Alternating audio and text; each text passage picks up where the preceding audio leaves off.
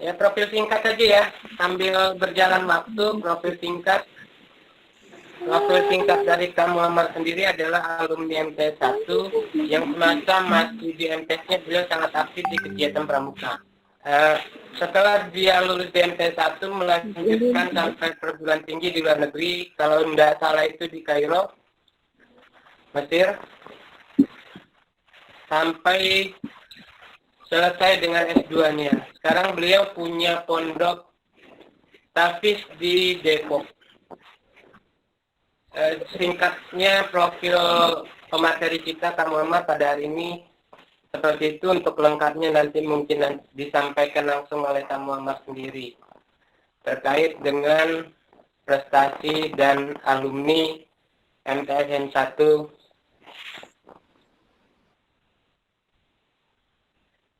Untuk pramuka MTSN 1 sendiri, pada tahun 1991 ketika saya masih di MTS 1, pramuka di lingkungan pendidikan Banda Lampung, khususnya dari Departemen Agama, pada saat itu, pada tahun-tahun itu adalah tahun yang sangat sulit, karena pramuka MTS sendiri dalam masa bimbang terkait seragamnya. Pada saat itu MTS 1 masih pakai seragam celana pendek untuk yang laki-lakinya, dan yang putrinya belum pakai hijab, belum pakai jilbab.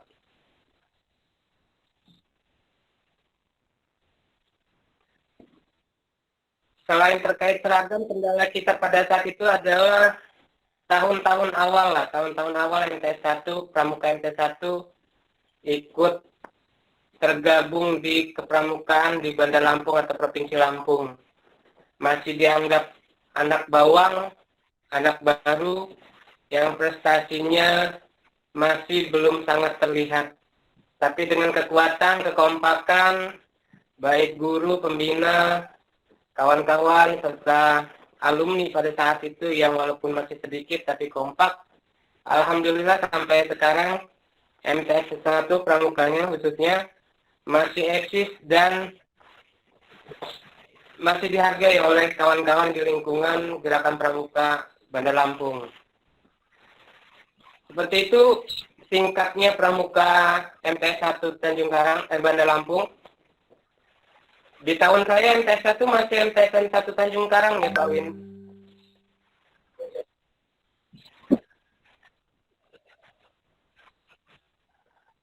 Pergeseran nama, perubahan nama, sehingga sekarang MTSN 1 Banda Lampung. Kalaupun kita bicara prestasi pramuka, mungkin singkatnya adalah di pramuka itu ada 2 lomba yang sifatnya nasional wajib. Yang pertama itu lomba tingkat, itu beregu. Jadi seleksinya dari tingkat kecamatan sampai dengan tingkat nasional. Satu regu yang diseleksi, yang juara itu yang akan dikirim. Dari kecamatan, prestasi 1-2 akan dikirim ke tingkat kota ataupun kabupaten. Diseleksi lagi antar kecamatan yang lolos-lolos, peringkat 1-2 terbaik akan dikirim ke tingkat provinsi.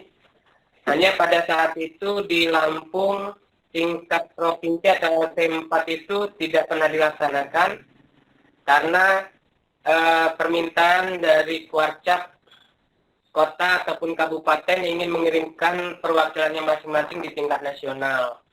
Sehingga lomba tingkat 4 itu sangat jarang dilaksanakan, khususnya di Provinsi Lampung.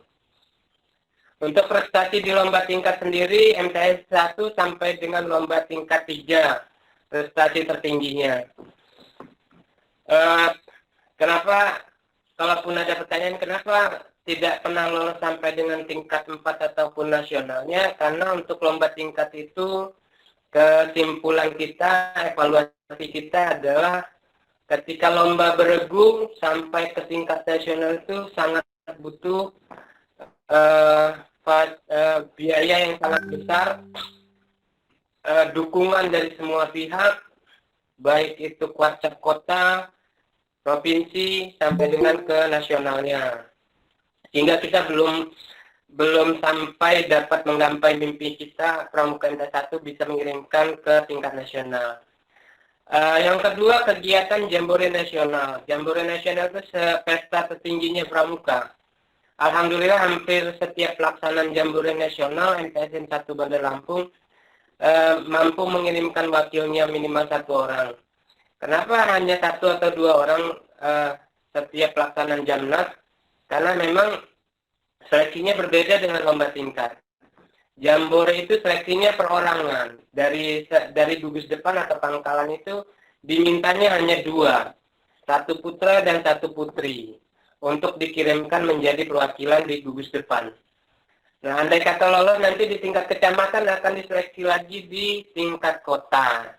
Sehingga yang terbaiklah yang akan dikirimkan oleh kabupaten ataupun kota untuk ke tingkat nasionalnya. Alhamdulillah kalau untuk MTS di Jambore Nasional, Pramuka MTSN 1 Bandar Lampung bisa mengirimkan wakilnya di setiap pelaksanaan Jambore Nasional.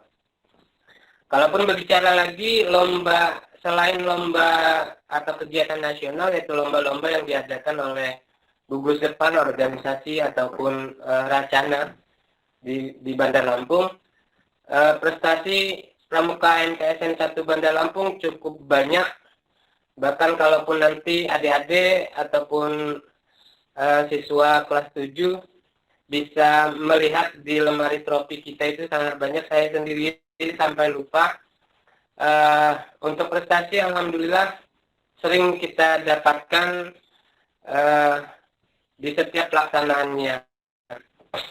Kalaupun ada tahun-tahun sulit karena proses dan kendala mungkin terjadi pada saat itu. Tapi yang jelas untuk Pramuka MTSN 1 Bandar Lampung, kami dari alumni ataupun kawan-kawan pramuka yang setelah selesai dari proses belajar di MTS 1 Bandar Lampung tetap punya komitmen untuk ikut serta atau mengabdi kembali ke pangkalan atau ke Pramuka MTS 1 Bandar Lampung untuk berbagi, menemani adik-adik di Pramuka di MTS 1 Bandar Lampung berlatih bersama, membangun karakter, jati diri ke arah yang lebih baik, dan sehingga prestasi juga bisa digapai. Intinya seperti itu Pramuka MTS 1 Bandar Lampung singkatnya.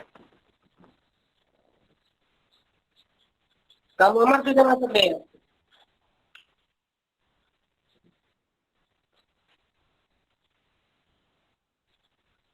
Iya. Kalau di saya tadi ternyata Bisa. saya mood di ininya Pak Win. Iya. Sudah ya.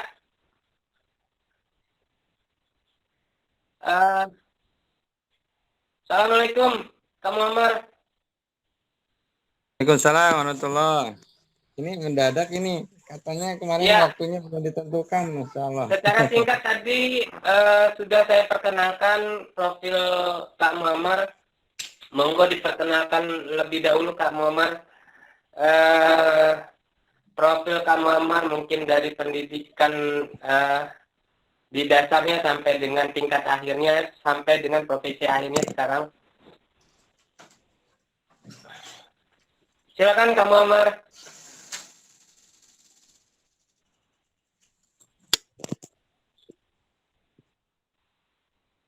Ya.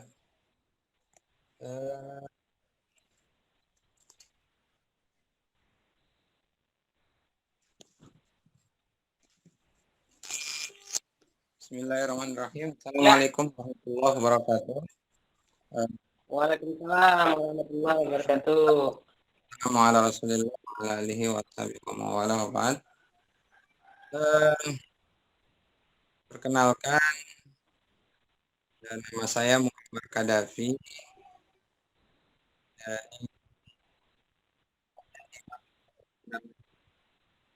Tinggalkan.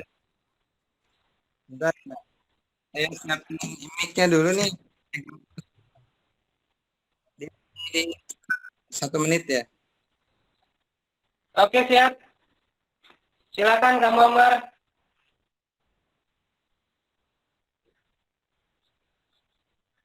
Oke, siap. Kak Muhammad sudah bergabung dengan kita, tapi ada kendala, mudah-mudahan kendalanya bisa diatasi segera ya. Saya ulangi lagi ya, profil dari Kak Muhammad sendiri adalah ketika beliau masih di MTS sangat aktif di pramukanya, dan salah satu anggota pramuka terbaik lah yang pernah kita miliki juga, sehingga saya pribadi yang ada pada saat Kak Muhammad di MTS juga turut bangga ketika mendengar prestasi beliau bisa sampai menempuh pendidikan seratanya di luar negeri. Yang cukup membanggakan saya pribadi adalah beliau masih sangat memikirkan perkembangan dan kemajuan pramuka MTS 1 Bandar Lampung, walaupun beliau ada di luar pada saat itu. Bahkan setelah menyelesaikan pendidikannya, pertanyaan dan perhatian beliau pun masih ada untuk pramuka MTS 1 Bandar Lampung. Alhamdulillah, alumni MTSN 1 Bandar Lampung, khususnya pramuka, menjadi pribadi-pribadi yang tidak melupakan dari mana mereka menempuh pendidikannya, atau sebagai ungkapan terima kasih ketika mereka menempuh pendidikan. Bakti lah, bentuk bakti, bersyukur, terima kasih karena telah mendapatkan ilmu sehingga menjadi bekal pembentukan karakter kita masing-masing. Sambil menunggu Kak Muhammad bergabung dengan kita, saya lanjutkan kembali.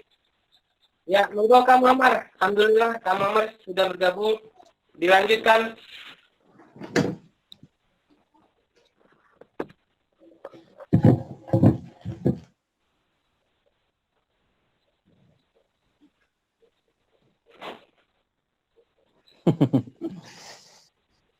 Biar kelihatan. Sebentar.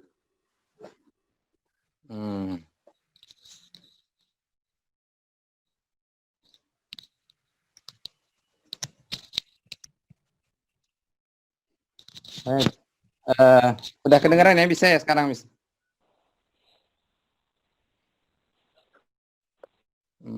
Berapa?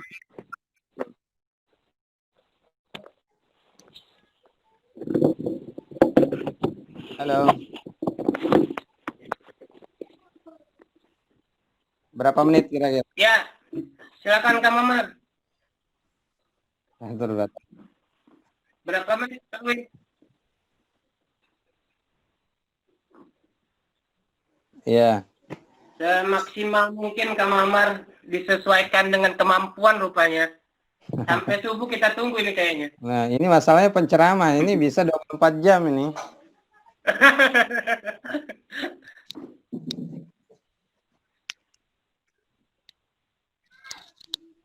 Baik, bismillahirrahmanirrahim. Kembali. Assalamualaikum warahmatullahi wabarakatuh. Alhamdulillah. Ba'd. Jadi yang Allah Subhanahu wa taala, para guru, kakak-kakak semua yang ada pada saat ini, alhamdulillah ingin sekali berkunjung dari dulu ke MTS, bertemu dengan guru-guru kami, dan alhamdulillah juga guru-guru masih ingat kepada saya pun ingat kepada mereka. Kesenangan yang luar biasa. Masih kita bersilaturahim walaupun itu lewat WhatsApp atau lewat Facebook, ya, guru-guru yang telah mengajarkan saya banyak hal sehingga sampai pada saat ini. Untuk adik-adik ini nonton lewat apa, Pak Enarno?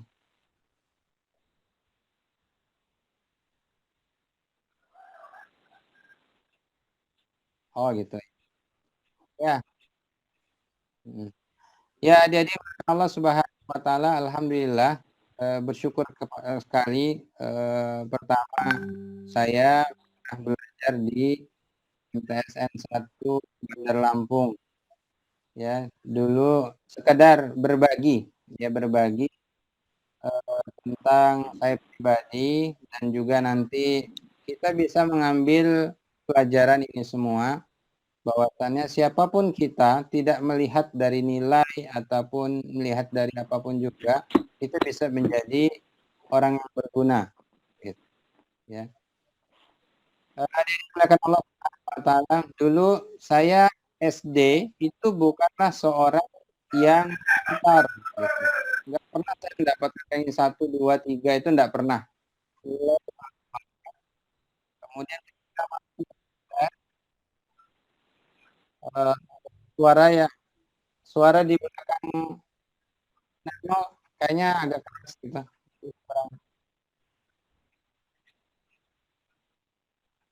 Bisa Pak, dimatikan mic-nya.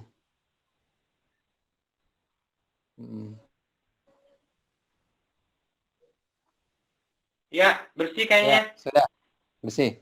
Lanjut Kak Ya, Muhammad. lanjut. Dahulu saya bukanlah seorang yang punya prestasi ya SD gitu ya. Di SD nggak pernah saya ranking 1, bahkan kelas 1 SD saya itu pernah merah 3 gitu. Rapot saya pernah merah 3. Sampai lulus juga nilai saya juga biasa saja. Kemudian saya masuk ke MTSN 1, masuk ke kelas khusus ya. Sekarang juga masih ada ya kelas khusus. Kelas khusus di sana rupanya ada perubahan. Ya, bisa belajar dengan teman-teman bersama, tinggalnya di asrama, ya. Kemudian semua kegiatan saya ikuti dan alhamdulillah bisa menjadi anggota inti pada saat itu. Semuanya saya ikuti. Saya di asrama ketika itu menjadi ketua, pernah menjadi, kemudian naik kelas 2, kelas 3 pernah menjadi ketua asrama di asrama. Kemudian dari kelas 1 saya sudah aktif di pramuka gitu. Kelas 2 juga langsung ikut perlombaan-perlombaan, dan seperti yang disebutkan Kak Zulizar tadi, dulu sebelum kita sempat maju pramuka, tiba-tiba hilang ya, tidak ada, pernah jarang kita mengikut lagi pramuka, dan alhamdulillah pas di zaman saya gitu ya, dengan Kak Zulizar ya, yang dipandu oleh Kak Zulizar itu, kita dan beberapa teman ketika itu kita ikut lomba dan alhamdulillah sampai tingkat provinsi pas itu.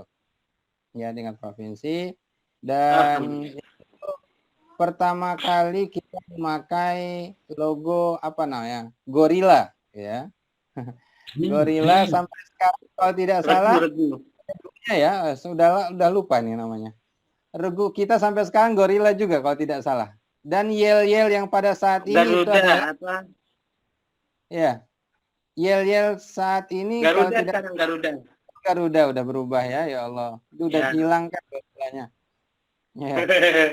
Terakhir saya beberapa tahun yang lalu pas ngikuti pas saya masih di Madinah ketika liburan, ikut di perlombaan dan masih yelnya sama dengan yel yang pernah kita buat dahulu gitu ya.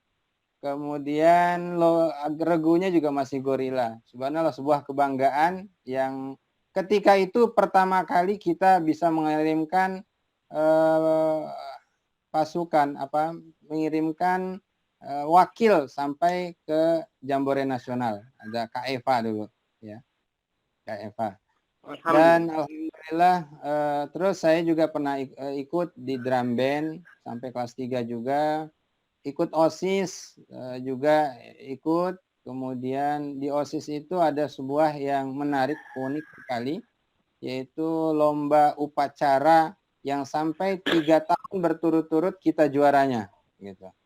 Kelas 1 saya ikut juara 1 tingkat provinsi, kelas 2 1 tingkat provinsi, kelas 3 juara 1 lagi tingkat provinsi, dan itu akhirnya menjadi piala tetap untuk kita karena 3 kali berturut-turut.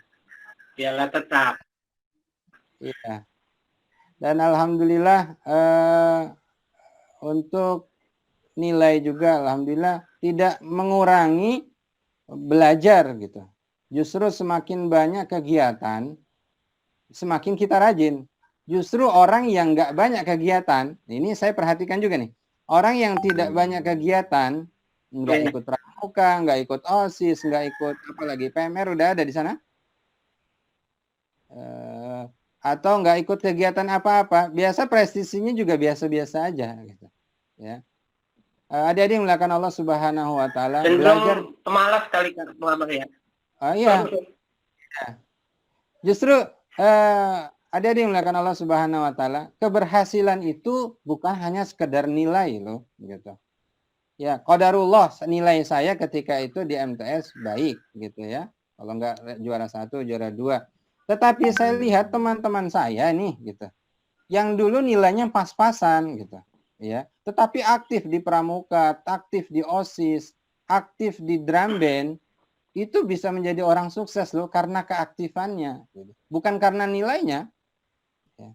Jadi nilai seseorang itu tidak menjamin seseorang itu bisa menjadi sukses loh. Saya katakan sekali lagi, ranking seseorang kalian pada saat ini itu tidak menjamin seseorang itu menjadi sukses. Karena saya menemukan dengan mata saya sendiri. Ada seorang teman gitu ya, yang dulu pernah saya sekolah bersama gitu, nilainya juga bagus. Tapi saya sampai saat ini juga kuliahnya juga tidak selesai gitu. Ya. Jadi adik-adik yang ingin saya sampaikan adalah bahwasannya seorang itu harus punya cita-cita dari sekarang gitu. Dulu cita-cita saya itu pengen jadi dokter gitu citanya. Maka saya berazam di dalam diri, bertekad, saya nggak mau nilai saya, nilai ujian harian, apalagi ujian umum, itu di bawah 9. Ya, bahkan bahasa Arab saya, matematika ketika itu, ujian hariannya 10, ujian umumnya juga 10. Tapi tetap di raportnya nilainya 9. Tapi di balik itu semua nggak ada yang perlu dibangkitkan sebenarnya dari nilai ini nggak perlu ya. Tetapi kita punya tekad yang kuat. Pokoknya saya harus jadi ini. Ya. Nanti setelah punya tekad itu nanti Allah yang mengatur kita mau jadi apa kita. Gitu. Ya. Ketika lulus dari MTS, kemudian saya pengen jadi dokter, rupanya tidak ada SMA kedokteran. Sampai sekarang pun tidak ada SMA kedokteran. Akhirnya saya pas itu masuklah ke Gontor, ya ke Gontor 1, lulus dari sana, kemudian saya menghafal Al-Quran, ya menghafal Al-Quran, kemudian selama 1 tahun lulus dari Gontor, menghafal Quran, cuma dapat 9 juz, ya 1 tahun, ya karena niat saya menghafal Quran salah niat ketika itu, ya saya menghafal Quran salah niatnya aja dapat 9 juz gitu ya. Iya. Kalau diseriusi itu bisa selesai harusnya. Kemudian saya berazam ketika itu, ya Allah, saya ingin setelah 1 tahun itu, guru saya Ustadz mengatakan orang penghafal Quran itu adalah orang-orang pilihan Allah, ya. Tidak akan rugi orang yang menghafalkan Al-Quran, dan tidak semua orang di dunia ini yang bisa dipilih oleh Allah untuk bisa hafal Al-Quran. Maka saya bercita-cita, saya pengen hafal Quran 30 juz, dan saya pengen kuliah di Madinah. Subhanallah, baru hafal saya 9 juz, kemudian saya daftar kuliah di Jakarta, dan mendapatkan beasiswa S1 full. Makan gratis, tempat tinggal gratis, sampai S1 gratis. Pengajaran dengan berbahasa Arab ketika itu. Sampai S1 saya gratis, selesai. S1 selesai, kemudian saya berazam, ya Allah, saya pengen hafal Quran. Gini. Saya pengen hafal Quran 30 juz sebelum saya nikah, sebelum saya S2 dan sebagainya. Saya berazam dengan 3 orang teman, ya ketika itu. Akhirnya 1 tahun saya selesai 30 juz. Ya, ngafal kalau serius 1 tahun selesai 30 juz. Gitu. Kalau serius, niatnya kuat. Gitu. Subhanallah, ya. Sambil ngafal itu saya S2. Jadi S2 itu sambilan, bukan jadikan fokus, ya. S2 sambilan. Ketika ketika hafalan Al-Quran selesai, S2 saya selesai, kemudian juga saya ngafal Quran itu gratis ya, semuanya gratis, itu nggak berbayar. Kemudian juga subhanallah, cita-cita yang dulu saya dambakan, saya daftar ke Madinah dan alhamdulillah bisa diterima di Universitas Islam Madinah, walaupun harus mengulang kembali S1. Jadi saya sudah selesai S2 ke Madinah, ngulang lagi S1, nggak masalah, ilmu gitu kan. Ya. Dan ini yang unik adalah pesawat yang saya naiki ke Madinah itu adalah pesawat pertama yang saya naiki. Sebelumnya saya tidak pernah naik pesawat. Saya dari keluarga yang biasa saja. Biasanya lebih daripada biasa gitu. Yang naik pesawat, untuk ongkos naik pesawat aja nggak kebeli gitu aja. Ini saking nggak pernah bisa naik pesawat saya. Ya. Kemudian dan itu adalah pesawat pertama saya naik bisa ke Madinah, bisa umroh berkali-kali dan haji berkali-kali, dan kemudian sekarang saya mendirikan pesantren tahfiz, dan itu semuanya beasiswa full, ada yang berbayar, ada yang full, mayoritas beasiswa full dari seluruh Indonesia. Karena saya berazam dulu, saya dulu S1, S2 gratis, kenapa saya tidak bisa memberikan orang beasiswa gratis juga? Sehingga nanti murid-murid saya juga bisa seperti saya, kita memberikan beasiswa gratis juga kepada orang-orang yang memang memiliki kemampuan, ya, memiliki kemampuan dalam hal menghafal Quran. Dan subhanallah, orang yang teman saya menghafal Quran bareng-bareng ketika lulus S1 ini, mereka S2-nya di Mesir, sampai sekarang juga lanjutkan S3 di Mesir. Kemudian satu orang lagi ini selesai S2-nya di Mesir, kemudian juga menikah dengan orang Palestina, wanita Palestina, gitu. Ya, subhanallah. Ini semua berkat Al-Quran. Tetapi lagi-lagi adik-adik yang dimuliakan Allah Subhanahu Wa Taala, pengalaman ini saya melihat banyak sekali, ya. Saya kebetulan lebih duluan hidup di dunia ini dibandingkan kalian. Dan sekarang karena semakin tua maka semakin banyak pengalaman, ya. Semakin banyak pengalaman, dan saya ingin berbagi pengalaman kepada kalian bahwasannya, ya, pada saat ini banyaklah berbuat dan jangan banyak menganggur, ya. Apapun dikerjakan, kalau bisa berbuat tanpa pamrih pada saat ini, ya. Berbuat tanpa pamrih, berjuang sama-sama. Nanti yang mau ikut pramuka, condong ke pramuka, ikut pramuka. Yang sukanya di eksak, ya ikutlah di eksak. Saya juga dulu pernah, karena saya suka biologi dulu, saya pernah mewakili MTS juga di Olimpiade Biologi dulu di MTS tingkat Lampung, walaupun nggak menang, tapi ya sudah mewakili, sudah MTS, sudah senang ketika itu. Ya apapun yang kita miliki, Ustadz, Kak, yang nggak usah manggil Ustadz ya, Kak, saya otak saya biasa-biasa saja, bagaimana? Ya sudah, jadilah kita itu penggembira gitu, nggak masalah. Tetapi di penggembira itu pun nanti masuk pramuka tidak menjadi inti, OSIS tidak menjadi inti, tapi kalian itu sudah masuk di mana-mana, minimal ada sumbangsih gitu. Sehingga nanti ketika keluar gitu, itu nggak susah cari kerja gitu. Saya perhatikan ya, orang-orang yang susah cari kerja itu, ya menurut saya, semoga saya salah gitu, ya, itu dulunya nggak terlalu aktif banget gitu ya, nggak terlalu aktif di itu. Karena apa?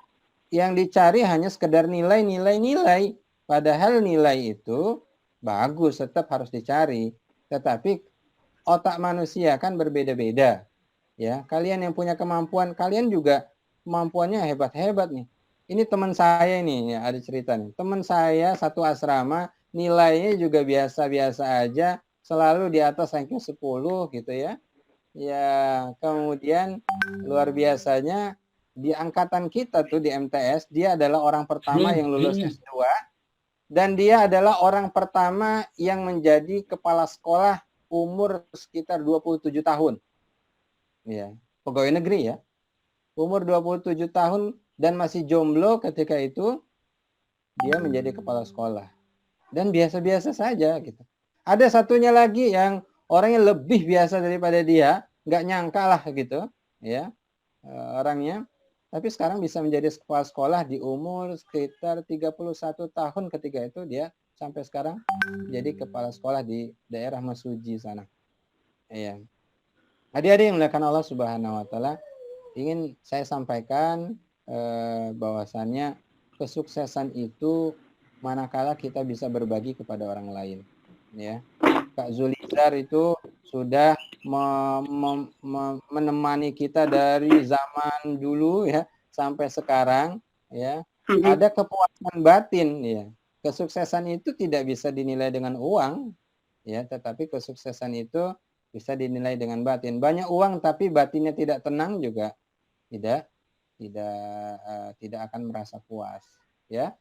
Ada yang dimuliakan Allah Subhanahu wa taala. Dan itu tadi cerita tentang saya. Saya cerita tentang teman-teman lain banyak banget gitu. Yang sekarang kakak-kakak tingkat saya dulu sekarang ada yang sudah mendirikan sekolah besar, ada yang sudah menjadi di Departemen Agama ini sudah jadi tingkatnya tingkat tinggi ya, ngurusin provinsi, ada yang sudah jadi anggota dewan, ada yang jadi bisnisnya sukses banget gitu ya.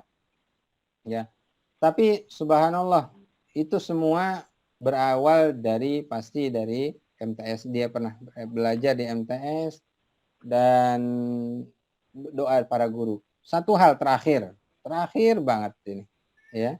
Terakhir banget yaitu ketika kalian nih mau masuk yang dari SD, mau masuk MTS nih, nanti masih mengarungi MTS ini tiga tahun, ya. Satu hal, ilmu itu tidak mungkin bermanfaat kalau gurunya nggak ridho, ya, nggak ikhlas dan tidak ridho terhadap kita. Maka bahasanya senakal apapun kita atau bahkan sebaliknya sehebat apapun kita, kalau suka ngebully guru, ya, suka ngebully guru, ngomongin guru dari belakang, kemudian ngejelek-jelekin guru, apalagi ngelawan guru, dijamin ilmunya nggak akan bermanfaat. Ya, dijamin. Ya. Dan alhamdulillah guru-guru yang di zaman saya itu ada Bu Mena, ya, almarhumah Bu Sun dulu. Walaupun saya sampai saat ini mereka masih kenal dengan saya. Karena apa? Setiap kita lulus, setiap ada waktu kita datang silaturahim Ibu minta doanya.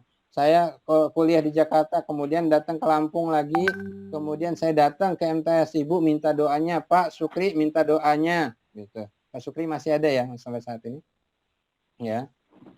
Ya. Subhanallah, dia minta doanya itu berkah loh, gitu. Dan saya juga termasuk yang mungkin dulu pernah khilaf sesekali dua kali, tapi kalau ada teman yang suka ngebully guru, ya, saya akan diam, ya, saya akan diamin, kemudian saya tidak ikut-ikutan, ya, apalagi ngomongin dari belakang, ya. Sekurang-kurangnya guru kita, ya, entah guru kita itu punya aib apapun juga, ya, mohon untuk tidak ngomongin dari belakang, tidak akan bermanfaat, ya. Karena ini ada nih kisah beneran, murid saya, jadi ceritanya beneran, nggak bohongan. Murid saya ini ya sudah hafal 30 juz, dia punya murid. Nah muridnya ini hafal 30 juz dalam waktu 1 tahun, suaranya bagus, tapi di akhir kelas 3-nya ini, ya, kelas 3 SMP-nya ini, dia pacaran, kemudian ngelawan gurunya dan dikeluarkan dari sekolah itu, dan sampai saat ini hidupnya luntang-lantung gitu. Ya. Masa kalau dipikir-pikir orang hafal Quran kok bisa nggak bisa dapat pekerjaan, susah banget. Ya, tapi buktinya ada nih. Kenapa? Satu hal, hidupnya tidak berkah karena tidak ada ridho daripada guru. Ya, oleh sebab itu untuk semuanya adik-adik yang ada saat ini, dikit-dikit minta doa pada guru-gurunya, jangan ngomongin guru dari belakang, sesekali memberikan hadiah kepada guru-gurunya, ya, sesekali memberikan hadiah kepada guru ini ya, sesekali kan, ya, ditabung uangnya kemudian diberikan hadiah, sungguh senang luar biasa, walaupun hadiah itu cuma hanya sekedar kalau dirupiahkan 10.000 gitu ya, itu sudah kesenangan yang luar biasa ya. Guru tidak akan pernah meminta apapun juga, tidak akan pernah sampai akhir hayatnya, tidak akan pernah minta, tetapi guru sangat senang ketika melihat anak-anaknya itu pada berhasil, dan guru juga hanya meminta doa-doa kepada murid-muridnya supaya bisa nanti ditolong nanti ketika di akhirat. Mungkin itu Kak Zulizar sedikit berbagi pengalaman, berbagi ya sharing-sharing lah ya, bahwasannya Luar kesuksesan biasa. itu bukan sekedar nilai gitu ya, bukan sekedar nilai. Iya, luar biasa lah ya. Kalaupun singkat kita dengarkan jabaran atau penjelasan dari Kak Muhammad tadi. Kalaupun nanti kita kaitkan ke adik-adik kita nih, siswa baru yang akan menempuh pendidikan, insya Allah pandemi ini lewat, mereka akan belajar normal. Pengalaman apa ataupun makna apa yang Kak Muhammad dapatkan sehingga membentuk karakter pribadi Kak Muhammad ketika setelah lulus Kak Muhammad menjadi orang yang kuat ataupun ulet, kerja keras? Yeah. Apa yang didapat dari semasa menempuh pendidikan di MT1 ataupun khususnya dari kegiatan ekstra pramuka misalnya Kak Muhammad? Ya, untuk bisa menjadi orang yang karakter kuat itu yang saya perhatikan juga dengan teman-teman saya pribadi ya, adik-adik yang dimuliakan Allah, butuh proses ya, butuh proses, dan proses itu nggak mudah gitu ya. Ketika saya di asrama, prosesnya bagaimana untuk bisa ngomong bahasa Arab, bahasa Inggris? Itu dihukum dulu, kadang dijemur, kadang dulu masih ada dipukul saya dulu gitu ya. Ketika pramuka ya, dengan Kak Zulizar sendiri kalau salah dipukul atau dihukum ketika itu gitu kan. Ya, kalau sekarang nggak ada pemukulan, insya Allah ya. Nggak ada, nggak boleh. Kalau dulu ada, kadang nggak dipukul tapi hukumannya disuruh push up-nya banyak atau disuruh merangkak dan sebagainya. Itu pendidikan loh, karakter gitu. Ya, di Ramben berapa kali saya dihukum sama Pak Syukri gitu ya. Kadang dijewer lah ketika itu, kadang dijemur karena terlambat gitu. Ya, di kelas kadang saya kena marah juga pas itu sama almarhumah Bu Sunaina gitu, dicubit gitu ya. Ya, ini bukan ngomongin kejelekan, tetapi kebaikan ini semua. Dengan Bu Mena juga sama ya, dengan ibu guru yang lain yang telah mengajarkan ya, Pak Agus dulu yang ngajarin biologi gitu. Itu tantangan, mungkin kerasa ndak enak gitu ya. Ya. Jadi adik-adik yang dimuliakan Allah SWT, ketika guru kita menghukum kita, itu tandanya guru itu sayang. Ya, guru gitu sayang. Kalau justru malah kebalikan ya, kalau malah jarang menegur kita, ya sayang juga sih sama gitu ya. Ya. Tetapi tanda guru itu sangat sayang pada kita itu dengan adanya hukuman, dan hukuman itulah yang membuat karakter kita. Gitu. Ya, yang membuat karakter itu adalah dengan hukuman. Jadi jangan takut gitu. Ya, dengan pengalaman itu ya alhamdulillah sampai sekarang kenapa saya masih ingat dengan MTS, karena banyak hal yang saya dapatkan di MTS dulu. Di pramukanya gitu ya. Kemudian di OSIS-nya, apakah pernah nggak kena marah? Pak latihan juga sama ya, dijemur lah sampai hitam lah, lama, capek. Itu karakter. Ketika ujian juga gitu ya. Ujian kok nilai saya dapatnya lebih kecil dari teman, saya harus ini, kadang dihukum juga gitu. Sama. Ya, saya bisa bahasa Arab itu dulu, inget banget. Saya itu dipukul gitu sama Kak Saidi gitu ya, Ustadz Saidi dulu. Sampai saya lulus dari Gontor, saya bilang, saya temui Pak Saidi, ya, Ustadz, terima kasih banyak dulu pernah mukul saya dulu sehingga saya bisa ngomong bahasa Arab gitu. Ya. Kalau dulu saya nggak dihukum sehingga kosakata saya sedikit dan saya nggak bisa ngomong bahasa Arab, gitu. Ya, jadi jangan takut dengan hukuman, tapi dinikmati. Ya, itu Kak, ya pengalaman yang luar biasa. Menarik. Ya, kalaupun kita mau berbagi di zaman-zamannya kita gitu ya, kamu Maria, bahwa ada sisi takut kita gitu, kita melakukan sebuah kesalahan gitu kan. Tapi kita diajarkan untuk menyelesaikan sebuah permasalahan akibat kesalahan yang kita lakukan ataupun dampak dari hal yang diwajibkan untuk kita laksanakan tapi tidak selesai. Ternyata menjadi proses kita menemukan jati diri lah ya kamu Maria. Kalau di sekarang ini ketika kita dewasa, kita ketemu permasalahan itu kita nggak langsung drop gitu ya kamu Maria. Iya. Semakin banyaknya permasalahan yang kita dapatkan, semakin kuat Kak. Gitu.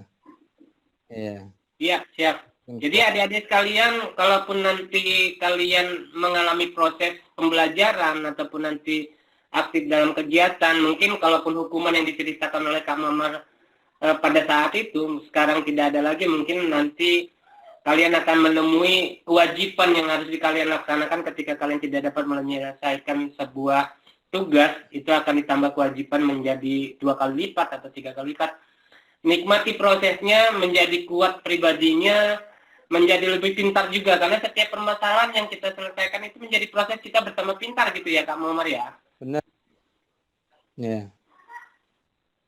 Benar sekali. Pintar itu kan ada 2 hal.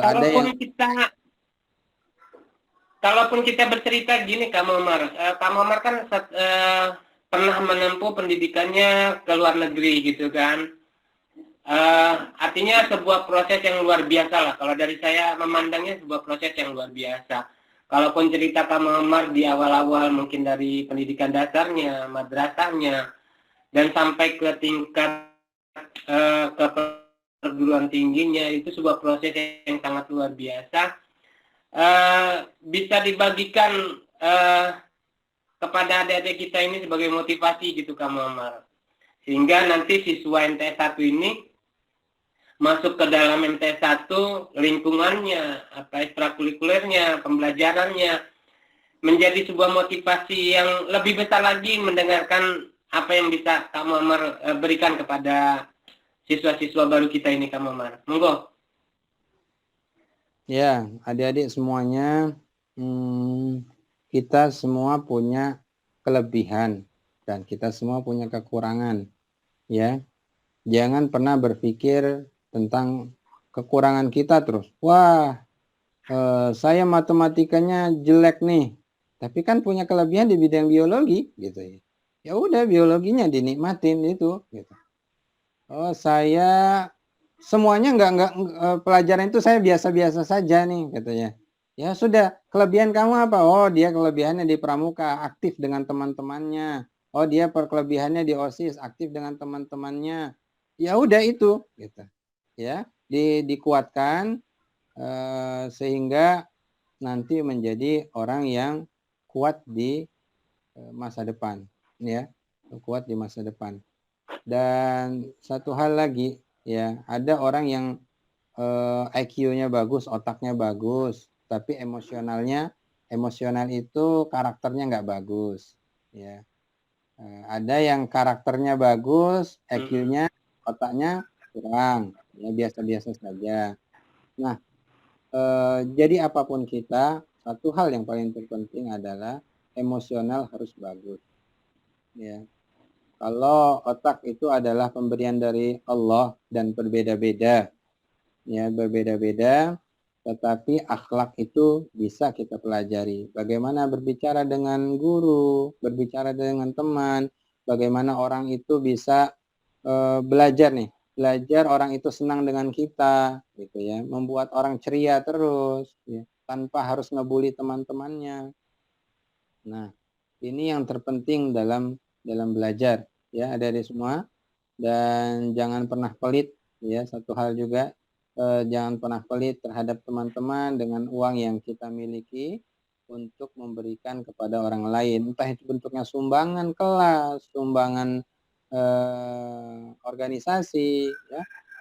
Jangan pernah pelit untuk itu semua, dan karena pasti Allah akan ganti itu, ya. Dan Siap. nanti ketika di MTS ini pasti ada masalah, ya pasti masalah dengan teman, dengan guru, hadapin. Jangan naik ke lantai 3 kemudian loncat dari lantai 3, gitu ya. Tapi hadapinya Belum bagaimana? lantai 3, Ketika Omar. belum ada lantai 3, Baru lantai 2. belum naik. Belum. Masih lantai Genteng, 2 dia. Iya, Iya. iya, iya.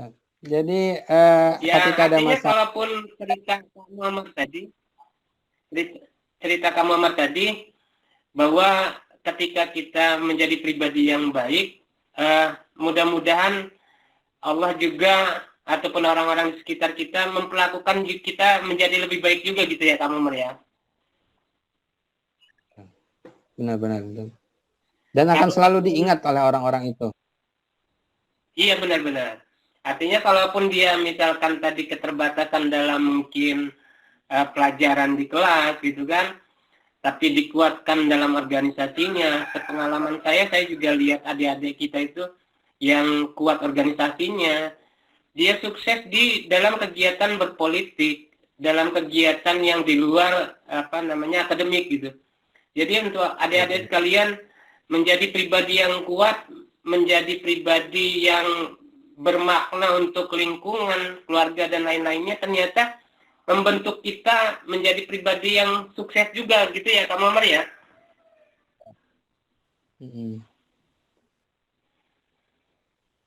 Oke Pak Win, bisa masuk Pak Win. Pak Win.